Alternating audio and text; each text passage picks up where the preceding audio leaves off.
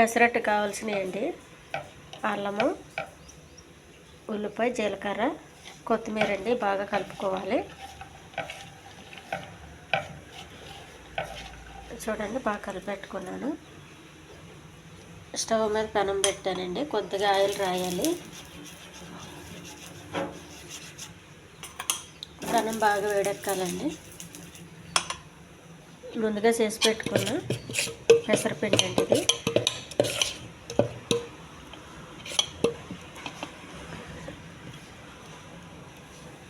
ఒక గరిటె తీసుకోవాలండి. కొద్దిగా పలుచగా చేసుకోవాలి. దీన్ని మరీ ఎక్కువ పలుచగా చేసుకోకండి, ఇరిగిపోద్ది, రాదు.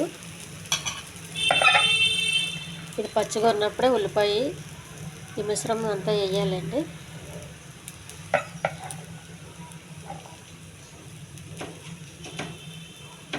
మనం తీసినప్పుడు కింద పడిపోకుండా ఉల్లిపాయకి అంతలా కత్తుకోవాలి.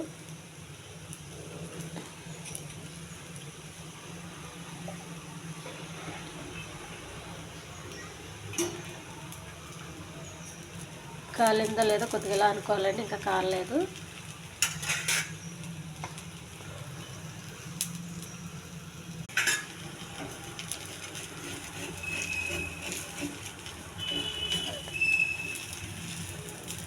కాలిందండి పెసరట్టు. దీన్ని వెంటనే తిరగేసుకోవాలి. ఈ ఛానల్ నచ్చితే సబ్స్క్రైబ్ చేయండి, షేర్ చేయండి, లైక్ చేయండి. ఇది హెల్దీ పెసరట్టు అండి.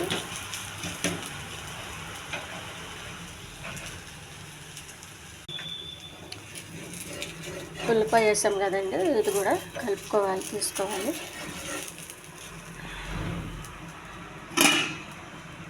చూడండి, వేడివేడి పెసరట్టు రెడీ అయింది. ఈ పెసరట్టుని కొబ్బరి చట్నీతో తింటే చాలా బాగుంటుందండి.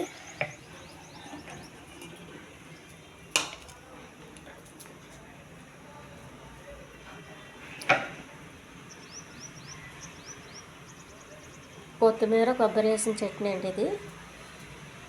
ఈ పెసరట్టుకి అద్భుతమైన టేస్ట్ అండి ఇది. ఇది మనం పెసరట్టు రోజు చేసుకోవడం వల్ల పైత్యం కూడా ఏమన్నా ఉంటే పోతుందండి మన బాడీలో. మిగతా ఆయిల్తో చేసినవి కన్నా ఇలాంటి హెల్దీ పెసరట్టు చాలా మంచిదండి ఆరోగ్యానికి. ఇందులో అల్లము, ఉల్లిపాయ ఇవన్నీ వేస్తాం కదండి, చాలా రుచిగా ఉంటుంది.